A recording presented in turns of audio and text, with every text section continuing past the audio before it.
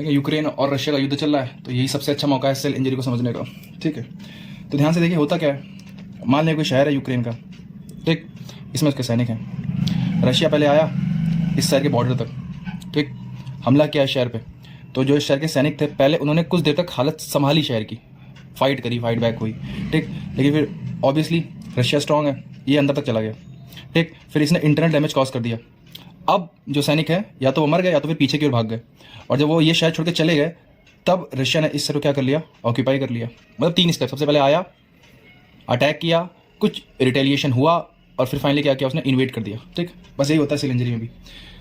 देखें cell injury में सबसे पहले क्या होता है, कोई भी अगर इंजरी होती है सेल को तो सेल सबसे पहले कोशिश करती है उसको अडॉप्ट करने की, ठीक, अपने तरीके से। हाइपरप्लेजिया करेगी, ठीक है, इसके अलावा मेटाप्लेजिया करेगी, एट्रोफी करेगी, कुछ भी करेगी, बस उस इंजरी से बचने की कोशिश करेगी। लेकिन फिर अगर ऑलमोस्ट वो जो इंजरी है वो माइल्ड नहीं है, थोड़ी सी सीवियर इंजरी है, तो वो सेल की डेथ को कॉज कर देगी। ठीक, और फिर क्या होगा, फिर होगा इंट्रासेलुलर एक्यूमुलेशन फाइबर्स का, और फाइबर्स हो जाएगी सेल की क्या हो जाएगी, डेथ। ठीक, खैर ये तो रहा था हल्का फुल्का व्यू। अब समझते हैं सेल एडाप्टेशन और सेल इंजरी के बारे में। तो ध्यान से देखें, पहली बात तो सेल इंजरी एक बहुत कॉमन टर्म है। हम लोग पहले कैसे श्योर होंगे कि हाँ अब सेल इंजर्ड है और अब सेल इंजर्ड नहीं है, तो उसका ये तरीका है कि ऐसा कोई भी सिग्नल जो कि माइटोकॉन्ड्रिया को, एंडोप्लाज्मिक रेटिकुलम को, न्यूक्लियस को या प्लाज्मा मेम्ब्रेन को डैमेज करे, उनके फंक्शन को चेंज करे या इनका डिजनरेशन कॉज करे, तो हम लोग बोल देंगे कि हाँ ये सब चीज़ें सेल इंजरी की ओर ले जा रही हैं इसको। ठीक, तो ये होता है सेल इंजरी। एडाप्टेशन क्या होता है वो मैंने अभी आपको बताया था, वो क्या होता है हम लोग डिटेल में पढ़ेंगे इसी वीडियो में। ठीक, फिर अगर एडाप्टेशन नहीं हो पाए तो क्या होता है, सेल डेथ, और फिर क्या होता है, इंट्रासेलुलर एक्यूमुलेशन। ठीक, तो सबसे पहले हम लोग पढ़ते हैं कॉजेज सेल इंजरी के। सबसे कॉमनेस्ट कॉज होता है हाइपॉक्सिया। हाइपॉक्सिया का मतलब समझे तो ऑक्सीजन की कमी। ठीक, मोस्ट कॉमन कॉज होता है ये सेल इंजरी का। सबसे इंपॉर्टेंट क्वेश्चन तो यही है कि मोस्ट कॉमन कॉज क्या है, तो हाइपॉक्सिया है। ठीक, अब हाइपॉक्सिया में भी कौन सा, मतलब किस टाइप का, तो most common cause of hypoxia क्या होता है, मतलब हाइपॉक्सिया का भी मतलब हाइपॉक्सिया भी क्यों होता है, हाइपॉक्सिया का भी मेन रीजन क्या है, तो उसका होता है इस्चीमिया। ठीक, इस्चीमिया का मतलब क्या होता है, किसी भी ऑर्गन को ब्लड सप्लाई नहीं मिल रही है। ठीक, ब्लड सप्लाई नहीं मिल रही है तो उसके से क्या हो जाता है, हाइपॉक्सिया हो जाता है, और हाइपॉक्सिया की वजह से क्या हो जाती है, सेल इंजरी हो जाती है। ठीक, अच्छा अब पढ़ता है कि मोस्ट सेंसिटिव सेल कौन सी होती है हाइपॉक्सिया के लिए। तो हाइपॉक्सिया के लिए मोस्ट सेंसिटिव सेल होती है न्यूरॉन्स। हम लोग के ब्रेन को बस ऑक्सीजन और पानी चाहिए, इसके अलावा वो ज़्यादा कुछ मांगता नहीं है, ज़्यादा कुछ नहीं मांगता मेजरली। अगर तुम उसको वो भी नहीं दोगे तब तो फिर दिक्कत हो जाएगी। तो ऑक्सीजन नहीं मिल रही है, तो इसीलिए मोस्ट सेंसिटिव क्या होता है, न्यूरॉन्स। ठीक, सेकंड लीस्ट सेंसिटिव हाइपॉक्सिया के लिए कौन सी सेल्स होती है हम लोग की बॉडी की, तो फाइब्रोब्लास्ट या फिर स्केलेटल मसल की सेल्स। ठीक, अच्छा ये तो था कॉजेज में सबसे इंपॉर्टेंट हाइपॉक्सिया, इसको भी हम लोग डिटेल में पढ़ेंगे। इसके अलावा और भी क्या कॉज हो सकता है, तो फिजिकल एजेंट्स जैसे कि हीट, कोल्ड या रेडिएशन, और रेडिएशंस में भी मेनली आयोनाइजिंग रेडिएशंस, ठीक, वो डैमेज कर सकती हैं, सेल इंजरी कॉज कर सकती हैं। केमिकल एजेंट्स जैसे कि ड्रग्स या कार्बन टेट्राक्लोराइड CCl4, इन्फेक्शन जैसे कि बैक्टीरिया, वायरल या फंगल इन्फेक्शन, इनकी वजह से भी क्या हो सकती है, सेल इंजरी हो सकती है। या फिर कोई जेनेटिक कॉज हो सकते हैं। ठीक, बहुत अच्छी बात। इसके अलावा इम्यूनोलॉजिकल रीजंस हो सकते हैं, जैसे कोई ऑटो इम्यून डिजीज हो गई उसकी वजह से सेल इंजरी हो गई। ठीक, या फिर न्यूट्रिशनल डिसऑर्डर्स, बॉडी को भरपूर मात्रा में न्यूट्रिशन नहीं मिल पा रहा है, उसकी वजह से सेल इंजरी और सेल डेथ हो गई। ठीक, हम लोग को इसमें मेन सबसे पढ़ना है हाइपॉक्सिया, ये सबसे इंपॉर्टेंट है। देखिए हाइपॉक्सिया इन जनरल मैंने क्या बोला था, ऑक्सीजन की डेफिशिएंसी हो जाना। ठीक, ऑक्सीजन ना मिलना इन जनरल। तो ऑक्सीजन हम लोग की बॉडी में इतनी जरूरी होती क्यों है, पहले ये समझते हैं। तो बोलेंगे कि ऑक्सीजन का काम होता है रेस्पिरेशन में। ठीक, रेस्पिरेशन का मतलब देखिए, रेस्पिरेशन अलग चीज़ होती है, ब्रीदिंग अलग चीज़ होती है। ठीक, तो काम होता है रेस्पिरेशन में। रेस्पिरेशन में ऑक्सीजन का यूटिलाइजेशन होता है और ब्रीदिंग में सिर्फ एक्सचेंज ऑफ गैसेज होता है। तो इसका काम होता है रेस्पिरेशन में ऑक्सीजन का यूटिलाइजेशन और उससे ATP फॉर्मेशन होता है रेस्पिरेशन में। और इस रेस्पिरेशन में ऑक्सीजन का बहुत रोल होता है। देखिए हाइपॉक्सिया का मतलब ऑक्सीजन की डिफिशियंसी, इसलिए हम लोग मेनली बात कर रहे हैं एरोबिक ऑर्गेनिजम्स की। ठीक, एनारोबिक की बात ही नहीं कर रहे हैं क्योंकि उनमें हाइपॉक्सिया होगा ही क्यों।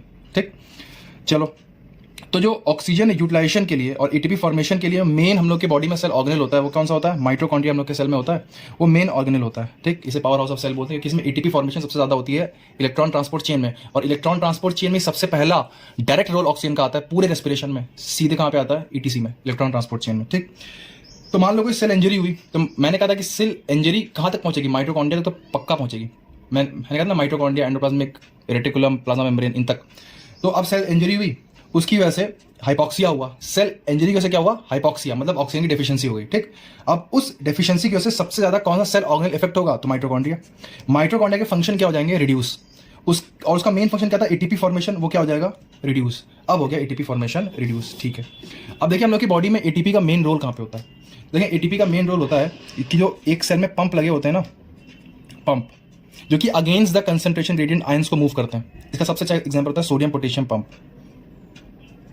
ठीक, सोडियम बॉडी के बाहर होता है, ये तब भी सोडियम को बाहर भेजता है, और पोटेशियम सेल के अंदर ज्यादा होता है, तब भी ये पोटेशियम को अंदर ले आता है।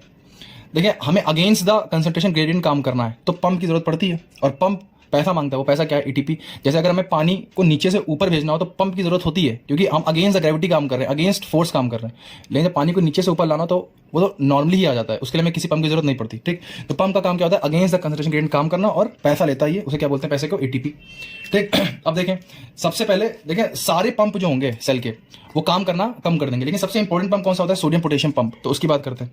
सोडियम एक्यूमुलेशन हो जाएगा सेल में, क्योंकि पंप काम करना बंद कर देगा, उसको चाहिए एटीपी, एटीपी है नहीं, तो इसकी वजह से क्या होगा? सोडियम सेल में एक्यूमुलेट होने लगेगा। जब सोडियम सेल में एक्यूमुलेट होने लगा तो सोडियम होता है हाइग्रोस्कोपिक, वो पानी को अंदर लाएगा, मतलब सेल की ऑस्मोलैरिटी इंक्रीज हो जाएगी, उसके से पानी जो होगा वो सेल के अंदर आएगा।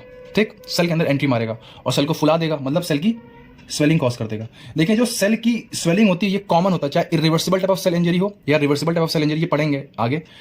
देखें, सेल इंजरी जो होती है वो भी दो टाइप की होती है, रिवर्सिबल और इरिवर्सिबल। जब तक इतनी इंजरी हुई है कि सेल ठीक हो सके उसे बोलते हैं रिवर्सिबल, लेकिन जब इंजरी कुछ ज़्यादा ही हाई लेवल की हो गई, बहुत सीवियर, कि अब सब कुछ पहले ऐसा नहीं हो सकता, तो उसे हम बोलेंगे इरिवर्सिबल सेल इंजरी। ठीक, तो चाहे इरिवर्सिबल सेल इंजरी हो या रिवर्सिबल सेल इंजरी है, सेल स्वेलिंग तो देखा जाता है। ठीक, तो ये हो गया। अब थोड़ा सा समझते हैं रेस्पिरेशन के बारे में। देखिए, रेस्पिरेशन में 3 स्टेप होते हैं। सबसे पहला ग्लाइकोलाइसिस, फिर टीसीए साइकिल, फिर ईटीसी। ईटीसी में होता है ऑक्सीजन की रिक्वायरमेंट, मैंने आपको बोला था। ठीक, अच्छा, अब माइटोकॉन्ड्रिया में एटीपी तो है नहीं, सॉरी ऑक्सीजन तो है नहीं, क्योंकि हाइपॉक्सिया हो चुका है। हाइपॉक्सिया हो चुका है तो एरोबिक रेस्पिरेशन क्या हो जाएगा? स्टॉप हो जाएगा। और अगर एरोबिक रेस्पिरेशन स्टॉप हो गया तो सेल में एक्यूमुलेशन होता है किसका? लैक्टिक एसिड का, थ्रू एनारोबिक रेस्पिरेशन। जैसे मान लें आपके अंदर नया जोश चढ़ा है जिम करने का। ठीक, तो आप पहले दिन जिम गए, तो फिर आपने जिम करा 1-2 घंटे, तो आपकी बॉडी में कुछ डेज तक इमेंस पेन होता है, क्योंकि मसल्स को आदत नहीं थी इतनी काम करने की। ठीक, उसके जो पंप्स थे वो इतने एक्टिवेटेड थे नहीं। आपने एक दिन में आके जिम किया तो वो जो लैक्टिक एसिड था आपकी मसल्स के अंदर बहुत ज़्यादा डिपॉजिट हो गया, और वो कई दिनों तक डिपॉजिट रहता है। उसके वजह क्या होता है? मसल में पेन होता है। ठीक, तो ये होता है। तो अब देखें आगे, तो लैक्टिक एसिड का हो गया एक्यूमुलेशन, उसकी वजह से हो गया एसिडोसिस, क्योंकि एसिड बढ़ गया बॉडी में, और ये कॉज करता है डीएनए क्लंपिंग। क्या कॉज करता है? डीएनए क्लंपिंग, मतलब डीएनए को सिकोड़ देता है। ठीक, तो हुआ ये कि पंप ने काम करना कम कर दिया उसकी वजह से। ठीक है, एक तो सेल की स्वेलिंग हो गई, दूसरा हाइपॉक्सिया है, ऑक्सीजन नहीं आ रही है, उसके से बॉडी में एसिडोसिस हो गया। पहला रीजन, पहला हाइपॉक्सिया का पॉइंट ये बताना है। ठीक, पहले पॉइंट में क्या बताना है? सेल की स्वेलिंग हो गई, ऑक्सीजन नहीं आ रही, इसकी वजह से क्या हो गया? एसिडोसिस हो गया। कैसे हुआ एसिडोसिस? क्योंकि लैक्टिक एसिड का हो गया डिपोजिशन, एरोबिक रेस्पिरेशन रुक गया, एनारोबिक चलने लगा, और उसके से क्या हो गया? एसिडोसिस। अब देखें सेकंड काम क्या है। सोडियम पोटेशियम पंप के अलावा भी पंप होता है, कैल्शियम पंप। ठीक, अब जो कैल्शियम होता है ना, वो सेल के अंदर फ्री फॉर्म में उसको घूमने नहीं दिया जाता, वो बहुत डेंजरस होता है। कभी भी कैल्शियम सेल के अंदर फ्री नहीं घूमता है, वो किसी से बाइंड करके घूमता है, या फिर एंडोप्लाज्मिक रेटिकुलम के अंदर स्टोर्ड रहता है, कभी भी खुला नहीं घुमा जाता। तो अब कैल्शियम पंप जो था ये हो गया खराब, क्योंकि इसको एटीपी मिल नहीं रहा है। ठीक, अब एटीपी नहीं मिल रहा है तो इंट्रासेलुलर डिपोजिशन होता है कैल्शियम का। ठीक, कैल्शियम का होगा इंट्रासेलुलर डिपोजिशन। उसकी वजह से क्या होगा? कैल्शियम बहुत सारे एंजाइम्स को एक्टिवेट करता है। ये मैंने पढ़ाया था उसमें, जो वाली वीडियो थी रिसेप्टर वाली, उसमें कैल मॉडलिन एक एंजाइम होता है, उससे बाइंड करता है 4 कैल्शियम, और फिर वो बहुत सारे एंजाइम्स को एक्टिवेट करता है। ठीक, तो जो कैल्शियम होता है बहुत सारे एंजाइम्स को एक्टिवेट कर देता है, जैसे कि एंडोन्यूक्लियस, फॉस्फोलाइपेज, प्रोटीएज। अब सोचो अगर एंडोन्यूक्लियस सेल में बिना मतलब के एक्टिवेट हो गया, बिना मतलब के, कोई रीजन नहीं था, बस पंप नहीं काम कर रहा था, इसलिए कैल्शियम सेल में बढ़ गया, उससे वो हो गया एक्टिवेट, तो वो डीएनए के डैमेज को कॉज करता है। फॉस्फोलाइपेज एक्टिवेट हो गया तो वो सेल की मेम्ब्रेन को डैमेज करेगा, उसको डाइजेस्ट करने लगता है। प्रोटीजेस जो होगा वो सेल के जो प्रोटीन्स होते हैं, इंपॉर्टेंट प्रोटीन्स, उनका डाइजेशन स्टार्ट कर देता है। ठीक, तो मतलब सेल के लिए प्रॉब्लम क्रिएट हो चुकी है। और सबसे लास्ट में आके क्लाइमैक्स शो करता है अपना लाइसोसोम। देखिए, लाइसोसोम को बोलते हैं सुसाइड बैग्स। ठीक, जब सेल में इतना कुछ घट रहा है ना, तो जो लाइसोसोम्स के बैग होते हैं वो डिस्टेबलाइज हो जाते हैं और वो फट जाते हैं, उसके बैग्स बस्ट कर जाते हैं। तो जो लाइसोसोम के अंदर इतने खतरनाक एंजाइम्स होते हैं वो सारे सेल के अंदर आ गए, और वो सेल के प्रोटीन्स को, सेल के पूरे सिस्टम को क्या करने लगते हैं? खाने लगते हैं। मतलब एंजाइम्स जो होते हैं लाइसोसोम्स के, वो उसमें कौन कौन से एंजाइम्स होते हैं लाइसोसोम में? यही सब होते हैं, प्रोटीएजेज, एंडोन्यूक्लियसेज, जो कि एसिडिक पीएच पे काम करते हैं। तो वो और प्रोटीन्स वगैरह को डाइजेस्ट करने लगते हैं सेल की, फाइनली क्या कॉज कर देते हैं? डेथ। ठीक, तो देखें 3 चीज़ें हुई, कैल्शियम पंप, लाइसोसोम एंजाइम्स, और दूसरा सेल स्वेलिंग, और उसके से क्या हुआ? एसिडोसिस। ठीक, ये था पूरा हाइपॉक्सिया का पॉइंट। ठीक, अब देखो समझते हैं थोड़ा सा और। देखो जो सेल इंजरी होती है ना, मैंने कहा था कि सबसे पहले होगा एडाप्टेशन, उसके बाद होगी इंजरी। अब सेल इंजरी मैंने कहा था दो टाइप की होती हैं, reversible cell injury, irreversible cell injury, दो टाइप की होती है, ठीक। फिर उसके बाद होता है इंट्रासेलुलर एक्यूमुलेशन और फाइनली क्या होता है पैथोलॉजिकल कैल्सिफिकेशन। देखो होता क्या है, पहले सेल को ऐसा सिग्नल आया जो कि सेल को डैमेज करने वाला हुआ, तो पहले सेल ने कोशिश की लड़ने की, अडॉप्ट करने की। अडॉप्ट करने के 5 तरीके होते हैं, हाइपरट्रॉफी, एट्रॉफी, हाइपरप्लेजिया, डिस्प्लेजिया और मेटाप्लेजिया। स्पेलिंग DYS है, ठीक। Hypertrophy, atrophy, hyperplasia, dysplasia, metaplasia. Reversible cell, ठीक। अब अगर एडाप्टेशन काम नहीं कर रहा है तो अब होगी सेल इंजरी। सबसे पहले होती है रिवर्सिबल सेल इंजरी। देखें रिवर्सिबल का मतलब क्या है कि अगर स्टिमुलस हटा जो कि सेल को इंजर्ड करने के लिए आया था, तो नॉर्मल सेल अपनी पोजीशन में कुछ देर बाद आ जाएगी, और अगर नहीं हटा तब होती है इरिवर्सिबल सेल इंजरी, जो कि कॉज करती है सेल डेथ। अब सेल डेथ भी 5 तरीके से हो सकती है, या तो होगा नेक्रोसिस, या तो होगा एपोप्टोसिस, या तो होगा नेक्रोप्टोसिस, या तो होगा पायरोप्टोसिस, या फिर होगा फेरोप्टोसिस। पढ़ेंगे अगली वीडियोस में इनके बारे में, नेक्रोसिस, एपोप्टोसिस, नेक्रोप्टोसिस, पायरोप्टोसिस और फेरोप्टोसिस, ठीक। खैर अगर और फिर जब इरिवर्सिबल सेल इंजरी भी तब होता है फिर भाई डिपोजिशन, इंट्रासेलुलर एक्यूमुलेशन, और फिर वो फाइनली क्या कॉज कर देता है पैथोलॉजिकल कैल्सिफिकेशन, ठीक। तो इस वीडियो में हम लोग पढ़ेंगे एडाप्टेशन के सारे point, hypertrophy, atrophy, hyperplasia, dysplasia, metaplasia, ठीक। तो ध्यान से देखें, सबसे पहला एडाप्टेशन है एट्रॉफी। नहीं उससे पहले हल्का हल्का समझ लेते हैं, कहाँ गया वाला पेज यार, हाँ ये देखो, देखो क्या क्या होता है एट्रॉफी। एट्रॉफी का मतलब है नंबर में भी कमी होना और साइज में भी कमी होना, ठीक, ये हो गया एट्रॉफी। हाइपरट्रॉफी का मतलब होता है बस साइज में इंक्रीज होना। हाइपरप्लेजिया का मतलब होता है बस नंबर में इंक्रीज होना। मेटाप्लेजिया का मतलब होता है कि सेल ने अपने आप को चेंज ही कर लिया, मतलब टाइप 1 मान लो ये सेल थी कोई, वो चेंज होकर टाइप 2 हो गई, गंगाधर शक्तिमान बन गया, अलग ही आदमी बन गया, मतलब कुछ अलग ही हो गया, ठीक। नेक्स्ट है डिस्प्लेजिया। डिस्प्लेजिया का मतलब होता है इरेगुलर कुछ भी हो जाना, सेल का डैमेज हो जाना। देखिए इन दोनों में अंतर होता है, वो मैं अभी पढ़ाऊंगा जब अच्छे से हम लोग पढ़ेंगे। मेटाप्लेजिया और डिस्प्लेजिया, इसका मतलब होता है कि सेल का बर्बाद ही हो जाना। डिस्प्लेजिया इसका मतलब क्या है कि दूसरे टाइप में चेंज हो जाना, ठीक। सबसे पहले पढ़ते हैं एट्रॉफी। अब देखें, देखिए एट्रॉफी क्या होता है, मैंने कहा था ना कि मान लो ये कोई ऑर्गन है, उसमें 9 सेल्स हैं, तो अगर उस ऑर्गन की एट्रॉफी होती है तो सेल्स का नंबर भी कम हो जाता है और साइज भी कम हो जाता है, दोनों कम हो जाता है। एट्रॉफी का मतलब होता है, ए का मतलब होता है एब्सेंट, ट्रॉफी का मतलब होता है अडल्ट सेल। अडल्ट सेल का एब्सेंट होना, सेल का नंबर कम होना, साइज भी कम होना, ये भी ध्यान रखना, इसे क्या बोलते हैं एट्रॉफी, ठीक। ये अडॉप्टेशन है। अब देखो एट्रॉफी जो होती है वो 2 टाइप की हो सकती है। एक होती है फिजियोलॉजिकल एट्रॉफी, मतलब जो हम लोग की बॉडी में नॉर्मली भी पाई जाती है, नॉर्मली भी बॉडी में ऐसा होता है, और एक होती है पैथोलॉजिकल, जब कुछ डिजीज वगैरह होगी तब। देखो सबसे पहले फिजियोलॉजिकल एट्रॉफी, जैसे कि हम लोग को एग्जांपल मालूम है थाइमस, थाइमस का साइज जो होता है वो इसके साथ छोटा होता चला जाता है, तो वो एग्जांपल है किसका, फिजियोलॉजिकल एट्रॉफी का, ठीक। जो विमेंस होती हैं उनमें ऑस्टियोपोरोसिस होता है, तो उनमें जो बोन्स के जो ट्रेबेकुलाई होती हैं उनका साइज क्या हो जाता है, कम हो जाता है, तो ये भी एग्जाम्पल है इसका एट्रॉफी का, ठीक। जैसे जैसे आदमी की एजिंग होती है उसके ब्रेन की एट्रॉफी होती है, उसका ब्रेन का साइज क्या होता है छोटा, और सेल्स भी क्या हो जाती हैं कम। लास्ट है जो लिम्फॉइड टिश्यू होता है बॉडी में, वो भी एज के बाद उसकी क्या होती है एट्रॉफी, ठीक। नेक्स्ट है पैथोलॉजिकल एट्रॉफी, इसके एग्जाम्पल्स इंपॉर्टेंट है, जैसे कि स्टार्वेशन। अच्छा ये कई टाइप की होती है, मतलब ऐसा ध्यान नहीं रखना है, लेकिन हल्का फुल्का सबका एग्जाम्पल ध्यान रखना। जैसे कि सबसे पहले होती है स्टार्वेशन एट्रॉफी, आप खाना नहीं खा रहे हैं तो फिर क्या होगा, सबसे पहले कार्बोहाइड्रेट का होता है डाइजेशन, फिर फैट का होता है, फाइनली फिर किसका होता है प्रोटीन्स का। तो देखो डैमेज हो रहा है, मतलब डैमेज तो नहीं हो रहा है, मतलब क्या हो रहा है कि खाना नहीं खा रहे हैं, स्टार्वेशन की वजह से क्या है प्रोटीन तक का डाइजेशन होने लगा, ठीक है, मतलब नंबर कम होने लगा। नेक्स्ट है इस्चीमिक एट्रॉफी, इसका एग्जाम्पल होता है एथेरोस्क्लेरोसिस। मान लो यार किडनी में हो गई, किडनी में जो आर्टरी थी, रीनल आर्टरी, वो ब्लड लेके आ रही थी, उसमें हो गया एथेरोस्क्लेरोसिस, डिपोजिशन हो गया कोलेस्ट्रॉल का, तो अब क्या होगा, अब सिंपल सी बात है यार, वहां तक खून तक पहुंचेगा नहीं, तो किडनी का साइज क्या हो जाएगा छोटा, और नंबर भी क्या हो जाएगा कम, इस्चीमिक एट्रॉफी। नेक्स्ट है डिसयूज एट्रॉफी, मान लो किसी के ब्राउन शुगर सिंड्रोम हो गया, एक साइड का हो गया हेमीप्लेजिया, ठीक, एक साइड की उसकी बॉडी काम ही नहीं कर रही है, ये कोई आदमी है, इसकी एक साइड की बॉडी काम ही नहीं कर रही है, तो इसकी मसल्स जब काम ही नहीं कर रही हैं तो मसल्स क्या होने लगेंगी, धीरे धीरे श्रिंक करने लगेंगी, उनकी एट्रॉफी होने लगेगी, इसे बोलते हैं डिसयूज एट्रॉफी, काम नहीं कर रहा, ठीक। नेक्स्ट है न्यूरोपैथिक एट्रॉफी, ठीक, इसका एग्जांपल होता है न्यूरोपैथिक एट्रॉफी में क्या होता है कि न्यूरॉन्स की सप्लाई कम हो जाती है उस पर्टिकुलर मसल्स को, ठीक है, तो उसकी वजह से होती है मोटर न्यूरॉन डिजीजेस। नेक्स्ट है एंडोक्राइन एट्रॉफी, देखें इसमें क्या होता है, मान लें पिट्यूटरी ग्लैंड है, पिट्यूटरी ग्लैंड थाइमस को थायराइड जो ग्लैंड होता है उसको कंट्रोल करता है, ठीक है, तो अब मान लो कि पिट्यूटरी ग्लैंड का मतलब वो हो गया हाइपोपिट्यूटिज्म, ठीक, तो अब वो कंट्रोल कर रहा था टीएसएच के थ्रू थायराइड ग्लैंड को, तो अब वो कंट्रोल नहीं कर पाएगा, तो थायराइड ग्लैंड तक सिग्नल जाएंगे नहीं टीएसएच के, ठीक है। तो इसके से क्या होगा, थायराइड ग्लैंड का भी साइज छोटा होने लगेगा। ठीक, तो hypopituitarism leads to atrophy of thyroid gland, और जैसे एड्रेनल को भी कंट्रोल करता है ना, तो ACTH, तो इसकी क्या होने लगेगी, एट्रोफी। ठीक, लास्ट है, सॉरी सेकेंड लास्ट है प्रेशर एट्रोफी। मान लो तुमने किसी टिश्यू पे प्रोलॉन्ग्ड प्रेशर अप्लाई किया है ना, तो इसकी वजह से भी उस तक ब्लड सप्लाई रुक जाएगी, तो उसका क्या हो सकता है, एट्रोफी उसकी होने लगती है। लास्ट है इडियोपैथी, सबसे मस्त, कोई रीजन ही नहीं है इसका, नो कॉज। इसका एग्जाम्पल होता है मायोपैथीज। ठीक, नेक्स्ट आते हैं, एक हो गया एट्रोफी, सबसे बड़ा यही था, नहीं सॉरी मेटाप्लेजिया सबसे बढ़िया, सबसे बड़ा। अब आते हैं हाइपरट्रॉफी पे। देखिए हाइपरट्रॉफी मैंने पहले कहा था, क्या सिर्फ साइज में इंक्रीज होना। देखो सेल सेम है, कितनी 16 सेल इसमें भी हैं, 16 सेल इसमें भी हैं, बट इसमें सेल का साइज बढ़ गया। ठीक, इसका एग्जाम्पल होता है एक्सरसाइज। जो बॉडी बिल्डर्स होते हैं वो जाते हैं भैया जिम में एक्सरसाइज करते हैं, मसल से ओवरवर्क करवाते हैं, तो उनकी मसल्स क्या होती हैं, ग्रो करने लगती हैं। ठीक, अच्छा इसकी भी दो कंडीशन हो सकती है, पैथोलॉजिकल या फिर फिजियोलॉजिकल। पैथोलॉजिकल का मतलब है जैसे कि कार्डियक, इसका एग्जाम्पल होता है कार्डियक मसल हाइपरट्रॉफी।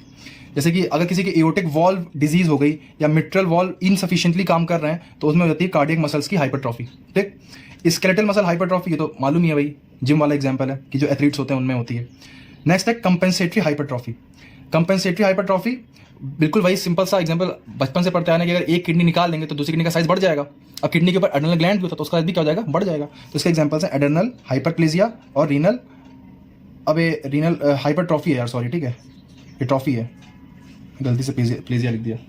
ठीक, और एड्रेनल हाइपरट्रॉफी और रीनल हाइपरट्रॉफी। ठीक, नेक्स्ट है हाइपरप्लेजिया। अब हाइपरप्लेजिया में क्या होता है, नंबर ऑफ सेल्स बढ़ जाना। ठीक, साइज में कोई कमी नहीं आई लेकिन नंबर बढ़ गया। तो देखो साइज इसमें भी बढ़ रहा है, हाइपरप्लेजिया में भी और हाइपरट्रॉफी में भी, लेकिन इसमें रीजन अलग है। इसमें रीजन है सेल का नंबर बढ़ना और इसमें रीजन है सेल का साइज बढ़ना। ठीक, जनरली ये दोनों साथ ही में होते हैं, हाइपरट्रॉफी और हाइपरप्लेजिया अगर किसी ऑर्गन में होते हैं तो साथ ही में होते हैं जनरली। ठीक है, इसका सबसे मस्त एग्जांपल होता है क्या, liver disease. Number of cells increase, generally hyperplasia and hypertrophy happen simultaneously. ठीक, अब इसका एग्जांपल होता है लीवर डिजीज। मान लो किसी का लीवर डिजीज हो गया तो उसका लीवर का एक लोब जो था वो इफेक्टेड था, उसके एक लोब को काट दिया डॉक्टर ने, मान लो वो था लेफ्ट लोब। ठीक, उसे काट दिया है तो क्या होगा, कुछ टाइम बाद वो अपने आप रीजनरेट कर जाता है। ये लीवर के अंदर कैपेसिटी होती है खुद को रीजनरेट करने की। ठीक, तो after some time it regenerate by hyperplasia. सही है। अच्छा, ये इसका एग्जांपल था हाइपरप्लेजिया का। अब ये भी दो टाइप का होता है हाइपरप्लेजिया, फिजियोलॉजिकल और पैथोलॉजिकल। फिजियोलॉजिकल में तो देखो जैसे कि जो एपिडर्मिस होती है उसका रीजनरेशन होता रहता है हम लोग की बॉडी में सेवरल ईयर्स में। ठीक है, आफ्टर स्किन एब्रेजन, या फिर कोई चोट लग गई, स्किन में कोई चोट था और फिर क्या हो गया, वो चोट अपने आप ठीक हो गई। ठीक है, तो वो कैसे हुई, थ्रू हाइपरप्लेजिया। इसके अलावा दूसरा एग्जांपल होता है proliferative activity of normal endometrium. Females में मेंस्ट्रुअल साइकिल के दौरान जो एंड्रोमेट्रियम होती है वो रप्चर कर जाती है और फिर से रीजनरेट होती है। तो वो कैसे होती है, रीजनरेट बाई हाइपरप्लेजिया। ठीक है, बहुत अच्छी बात है। अब आते हैं पैथोलॉजिकल कंडीशन पे। तो अगर किसी की बॉडी में एस्ट्रोजन एक्सेस में, कोई वीमेन है उसकी बॉडी में एस्ट्रोजन जो है वो एक्सेस में, ठीक, तो उसकी वजह से क्या होता है, एंड्रोमेट्रियल हाइपरप्लेजिया होता है। तो जो उसकी एंड्रोमेट्रियम होती है वो जरूरत से ज्यादा क्या कर जाती है, ग्रो कर जाती है। ठीक है, इसे बोलते हैं एंड्रोमेट्रियल हाइपरप्लेजिया। अब आते हैं सबसे धांसू पे, वो है मेटाप्लेजिया। देखिए बहुत मस्त है, देखिए समझे। इसमें क्या होता है, मैंने आपसे कहा था कि एक सेल दूसरे टाइप में चेंज हो जाएगी। जैसे गंगाधर शक्तिमान में चेंज हो जा रहा था, वैसे ही एक सेल की टाइप दूसरे में चेंज हो गई। जैसे कि, और ऐसा हुआ कि to prevent from injury, injury से बचाने के लिए, क्योंकि हम लोग क्या पढ़ रहे हैं, एडाप्टेशन पढ़ रहे हैं, सेल को कैसे बचा रहे हैं इंजरी से वो सीख रहे हैं। ठीक, इसका एग्जांपल सबसे पहला समझे स्मोकर्स में, जो लोग सुट्टा मारते हैं। देखिए उनमें होता क्या है कि जो ट्रैकिया होती है उनमें होती है म्यूकस की लाइनिंग ट्रैकिया में, और म्यूकस की लाइनिंग होती है, इसका मतलब सिक्रीशन हो रहा है, और सिक्रीशन होने का मतलब कि वहाँ पे कौन से टाइप की एपिथेलियम है, कॉलिनर एपिथेलियम। ठीक, और सीलिया भी उनमें होता है। तो कॉलिनर एपिथेलियम होती है, उनमें सीलिया भी लगा होता है। लेकिन जब बार बार कार्बन के पार्टिकल्स आके जो कि स्मोक में होते हैं वाके इन सीलिया से टकराते हैं, इनको टक्कर मारते हैं ना, तो फ्रिक्शन प्रोड्यूस होता है और ये सीलिया और ये सेल्स डैमेज होने लगती हैं। तो फिर क्या होता है, तो धीमे धीमे अगर तुम मतलब रोक नहीं रहे हो स्मोकिंग, तो फिर ये सेल डैमेज ना हो, इनका सीलिया डैमेज ना हो, बार बार बॉडी को इंजरी ना हो, इसलिए ये कॉल्यूमिनर टाइप ऑफ जो वो होती हैं एपिथेलियम, ये चेंज हो जाती हैं। और चेंज होती किसमें, स्क्वेमस एपिथेलियम में। ये बिल्कुल स्मूथ होती हैं, तो इन पे कोई फ्रिक्शन लगेगा नहीं या फिर बहुत कम लगेगा। ठीक, यहाँ पे सीलिया थे, इनका साइज बढ़ा, तो यहाँ पे बहुत आगे जो पार्टिकल थे कार्बन के वो इनसे टकरा रहे थे और बार बार इनको डैमेज कर रहे थे, इसलिए वो चेंज हो गया स्क्वेमस एपिथेलियम में। समझ रहे हो, ऐसा क्यों हुआ, फ्रिक्शन से बचाने के लिए हुआ।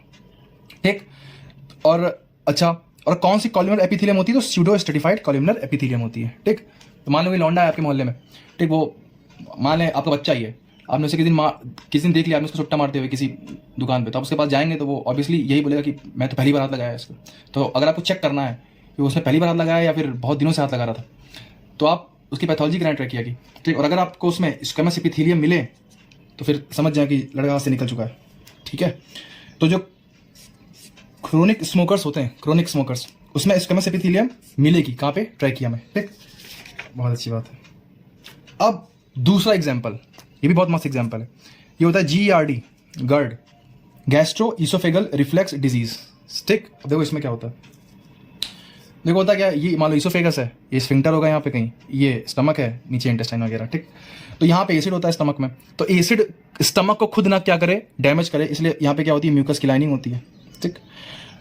म्यूकस की लाइनिंग होती है, म्यूकस बन रहा है, इसका मतलब सिक्रीशन हो रहा है, सिक्रीशन का मतलब यहाँ पे कौन सी एपिथेलियम होगी? Simple columnar epithelium. अच्छा एक बात और, इस टाइप ऑफ मेटाप्लेजिया को हम लोग बोलते हैं स्क्वेमस मेटाप्लेजिया, जिसमें चेंज हो रही है ना, उसी के नाम पे नाम रखा जाता है। चेंज फाइनली किसमें हो रही है? स्क्वेमस एपिथेलियम में, तो इसका नाम क्या होगा? स्क्वेमस मेटाप्लेजिया, ठीक।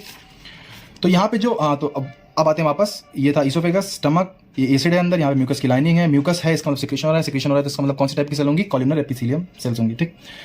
अच्छा ये था ईसोफेगस, ईसोफेगस में खाना सिर्फ रन करता है, सिर्फ रन करता है, तो फ्रिक्शन कम हो, इसलिए भगवान ने वहाँ पे क्या बनाई है? स्क्वेमस एपिथेलियम बनाई है, ठीक। अच्छा इस डिजीज में क्या होता है, स्टमक में एसिड का एक्सेस सिक्रीशन होने लगता है, एक्सेस। जब एक्सेस सिक्रीशन होता है तो वो सिक्रीशन एसिड का जाता है ईसोफेगस तक, यहाँ तक जाता है, और जब यहाँ तक जाता है तो यहाँ पे बेचारी कौन है? स्क्वेमस एपिथेलियम, उनको डैमेज करेगा बार बार, तो वो दर्द को सहती जाती हैं, एक बार होता है, 2 बार ऐसा होता है, 3 बार, पेन चेंजेस पीपल सुना ही होगा, तो वो स्क्वेमस एपिथेलियम को भी चेंज कर देता है वो दर्द, और वो चेंज किस में जाती है? कॉलमनर एपिथेलियम में। क्यों? क्योंकि उसको भी सिक्रीशन करना है अपने ऊपर, एक प्रोटेक्टिव लेयर बनानी है म्यूकस की, ताकि वो डैमेज ना हो बार बार, इसलिए वो म्यूकस की लेयर बना देती है अपने ऊपर, ठीक है। और ये हो जाता है हमारा काम। यहाँ पे क्या हो गई अब, इसको यहाँ पे अब आ गई कॉलमनर एपिथेलियम, पहले क्या थी? Squamous epithelium. तो यहाँ पे कॉलमनर से चेंज हो रही है स्क्वेमस में, तो ये होगा स्क्वेमस मेटाप्लेजिया का एग्जाम्पल, ठीक। अब ये वही लिखा है कि in GERD due to distorted motion और excess acid secretion, acid sometime start reaching esophagus, so to prevent excoriation of cells, squamous epithelium changes into columnar epithelium, और इसे क्या बोलेंगे? columnar metaplasia, ठीक।